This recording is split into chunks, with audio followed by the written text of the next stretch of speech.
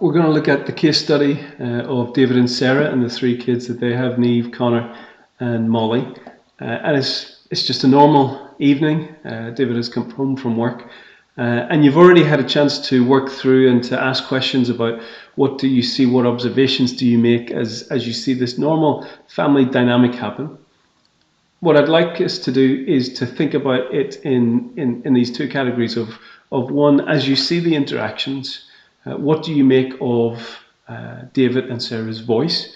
Does it matter? In what ways do the kids respect the voice? In what ways do the children not respect the voice? And then the second thing I want us to look at is the type of discipline, the type of boundaries that are put in. Are those boundaries consistent? And are those boundaries that connect with the children? And what are some of the things that we might be able to offer into a very, very normal situation like what we're reading with David and Sarah? So first of all, the observations of how David's and Sarah's voice is received by the three children. From the start, you see this interaction with Molly. She doesn't want to eat her healthy food. She just wants the dessert. Sarah starts off by saying all the food needs to be ate. Now, what happens is the more difficult Molly gets, the lower that expectation is, until eventually she gets away with eating her 3 peas and she gets the dessert. Now, what I want to ask is what does that teach Molly about Sarah's voice? That when Sarah says something, in Molly's mind, that's no longer the end of the story. Actually, what she's just been taught is it's possible to negotiate in order to get what you want, but not just negotiate in a diplomatic way, but to negotiate like a terrorist, where essentially the more difficult she is, the more Sarah will lower her expectations until eventually Molly gets what she wants. And although this has been easy in the moment, what actually happens is Sarah has made a rod for her back, because the next time that she asks Molly to finish her dinner before dessert, what's going to happen? Molly's going to be difficult, and she'll keep being difficult until she gets away with eating 3 peas. What about with Connor and the chocolate? What are the interactions with Connor and his parents' voices? They tell him not to touch the chocolate. He doesn't listen, he does it. There's intervention where Connor is grabbed, but there's then also the technology. If he goes around trying to get in the cupboard clips to try and get more chocolate, but he can't because of the technology, because of the appliance. But again, what Connor has learnt is that it's not the voice of David and Sarah that will be the boundary for him. It's when they intervene and grab him, or it's when the technology, the appliances stop him from pilfering the cupboards. But either way, it's not David or Sarah's voice that is being trusted and respected. It's intervention. It's technology. Notice as well when Molly and Connor are being put to bed, and Molly wants to play Lego and Connor wants more chocolate, and David says no. Notice what they do. They both sneak down to Sarah and ask the same question, and Sarah says yes. Now there's a couple of things there. What that teaches Molly and Connor is that David's voice is not the final word. If they don't like it, go and try somewhere else. See what Sarah has to say, or maybe if they ask Sarah and they don't like what she has to say, go and ask it. But they haven't learnt to respect the voice. They've learned to go and look for another answer if they don't like it. And in fact, both of them seem very adept at using the back door, where they know what the answer is for one parent, and they'll say, okay, well that's one option. Let's go another, see if we can. And because there's inconsistency between David and Sarah, the kids have got very, very good at using the back door. I didn't get an answer here, so I'll go over here and get an answer. And you can see the difficulty and the stress that breeds, even over the simple thing like trying to get them to bed. They've worked out that there's a way to get where they want, where they don't have to listen to the voice. And what's sad is by the end of the story, Sarah has this great opportunity to go on holiday, and she would absolutely love to go on holiday. But what she knows is, and what she's articulating is, when she gets out of this space, this family space in the home, she doesn't have confidence to take her kids on this adventure because she doesn't have confidence that her kids will listen to her voice. And actually this problem of replacing the voice with technology, or replacing the voice with intervention, or this negotiating with terrorists, or this letting the back door happen, or this inconsistency between parents, means the kids are actually going to miss out on a lot of fun. The kids are going to miss out on a lot of adventures because David and Sarah aren't confident enough that these children will trust their voice and respect their voice to go out on an adventure, to take risks, to explore and experiment, because in the home, the voice was never learnt to be trusted. The voice was never learnt to be respected. And if it's not trusted, if it's not respected there, how's it going to be trusted on the airplane, or in a foreign country, or in a different setting where there are even less controls? And one of the things I want to get clear as we look at this is teaching children to respect our voice is actually a ticket for their freedom. It's a ticket for their independence. And where they don't learn to listen to our voice, actually they miss out on so much, because we as parents won't have confidence to go and try different things, to take risks and explore and experiment.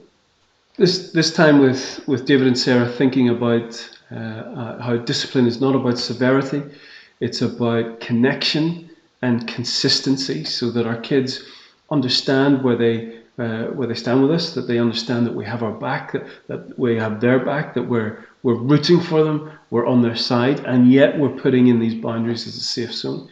As you look through the normal evening with David and Sarah, I don't know what some of those things are that you spot about how those boundaries are. Where are the points of connection? Where are the points of consistency? Or where are those things lacking? With Molly and her, not finishing her dinner but getting dessert, there that you can see that the boundaries are not consistent.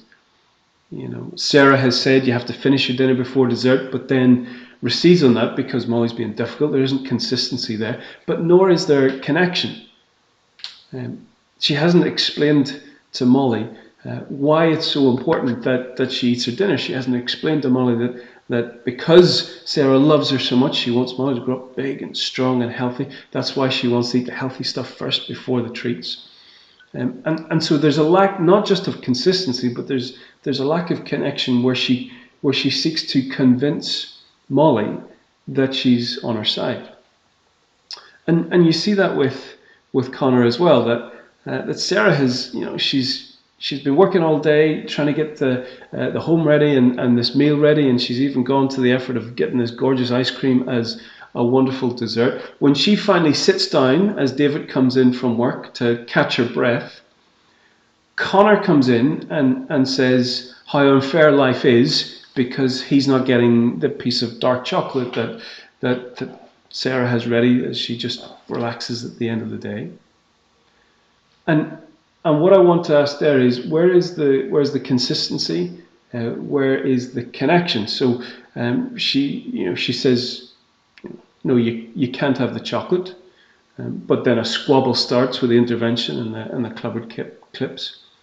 But I wonder, as an opportunity being missed there for David to take Connor to the side for a second and say, do you know what? Your mother loves you so much. And there is no other lady on this earth that loves you as much as she does. She has worked so hard to get that dinner ready. And because she loves you so much, she didn't just give you the healthy stuff. She went out and got this gorgeous ice cream. And the joy that brings you, and the joy that brings your mother and I to see you happy as you tuck into that ice cream, it's just wonderful. But you know what? She's tired now. And she's taken this moment just to have a chat with me and to have this piece of dark chocolate. And do you know what would mean the world to her? Is for you to come in and for you to thank her for all she did, and to thank her for the gorgeous dessert. And just in the same way, I love to see you tucking into the ice cream and enjoying it. I also love to see your mother have a chance to have a break and enjoy her piece of dark chocolate. And do you know what? If someone came in here and tried to rob your ice cream, I'd be telling them, no, that's Connor's ice cream, and I want him to enjoy it. In the same way, when you come in here and try and take your mother's ice cream, I've said that's not right. She is such a special lady. I want her to have that piece of dark chocolate. Do you know what I'd love? I'd love for you to go out and I'd love you to do that again. And rather than come in and tell your mother how unfair life is, I'd love it if you come in and just thank her for the wonderful meal she's cooked and for that gorgeous dessert that she brought in. And what we're trying to do is we're trying to connect with Connor. We're trying to get him to understand that actually there's two ways to approach life: gratitude or grumbling. And there's two ways. Is he in the center of the story, or actually is he trying to look out for other people? And this is more than just about does he get the chocolate. This is a chance to teach him God's wisdom about the place of gratitude, the place of being thankful for what others have put into our lives, the chance to serve others rather than just look out for ourselves. And it's not a finger wagging, don't you ever do that again. It's trying to connect with him to show, do you know what? Your mother, she loves you so much, and it would mean the world to her that if instead of telling her what she hasn't done for you and how unfair that is, that if you appreciate all that she has done for you. There are other points of connection that can be missed. So I wonder, did you notice as Neve comes down to ask about going to this party, and David and Sarah are rightly nervous because she's 15, she's young. They know their daughter well, and they've made a decision that actually it's not appropriate for her to go to this party. But in the way that they package that to her, they say you're just too old and you'll get yourself in trouble. Now the implicit message to Neve is you're not ready, you're not mature enough, you're not trustworthy, you can't go to the party. Actually, there might be a way to connect with Neve that shows you have such confidence in her, and yet you know the dangers that are out there, and that you're trying to protect her and look after her. I have 3 daughters. When I'm talking to people and they know I have 3 daughters, I often hear the joke, in a few years you'll need to go out, you'll need to buy a shotgun for when they start bringing boys home. It's a good joke. And my daughters are too young to sort of be aware of that joke yet and what all that it means. But when they are old enough, and when that joke is said in front of them, one of the things I want to be thinking is, implicitly, what does that say about how I view my daughters? Because if I say, actually, when my daughters start bringing boys home, that I need to get a shotgun ready to chase them off, implicitly what I'm saying to them is, I don't trust your judgment. I'll have to step in because I don't trust your judgment. I don't trust the people that you would bring home. Now, listen, if it was ever said in front of them, I would laugh and joke and say, yeah, I got to get my shotgun. But I think privately, what I want to say to them when we're alone together is, actually, I'm not going to get a shotgun. And if they ask me why, I'd say, I won't need one. And if they ask me why, I'd say, oh, here, listen, if some idiot boy comes snooping around you, I'm the least of their problems. Because, I've watched you grow up over the years, and you are wise, and you're tough, and you're brave, and you're compassionate. And if some idiot boy comes snooping around you, I'm the least of their problems, because they're going to have to deal with you. And you will be able to spot an idiot boy 3 fields away before he gets anywhere near you.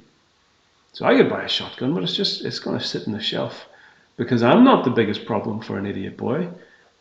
You are.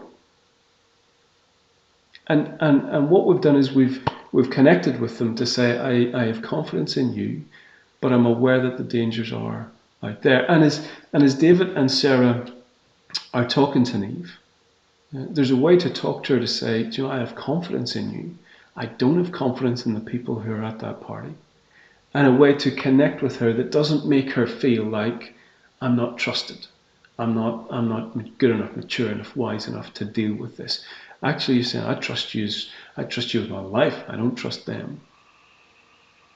But also you notice that both Connor and Neve, when they don't get the answer they want, they pull a strop and they roll their eyes and they slam the doors. And again, there's an opportunity for connection there. That rather than David or Sarah saying, well, that's just grumpy Connor, or that's just the teenage years. Actually, respect is something that is key to family life. And David has a chance there to engage with Connor, to engage with Neve, and to assure them, listen, we're doing our best. And we may get it wrong, but we're trying to look out for you. And if something like this ever happens, come and talk to us about how you feel. Come and talk to us that you think we've got it wrong. Explain to us why you think we should change our mind. And listen, we want what's best for you. And if we see that something's important to you, we'll do everything we can to help you with it, if we think it's going to help you flourish. We may still say no, but we're doing our best. But do me a favor, don't slam the door. Don't roll your eyes at your mother, because she loves you more than any. There's no one in this world that will love you more than her. And if you think she's got it wrong, still treat her with respect. Just come and talk. But at each of these moments, there were opportunities for those boundaries to be consistent and to connect. And where disengagement with parents and kids come in is often not when kids stop feeling they're loved. Connor and Neve probably still know they're loved by David and Sarah, but they don't feel understood. They don't feel like they've connected with their parents. They don't feel like their parents have their backs.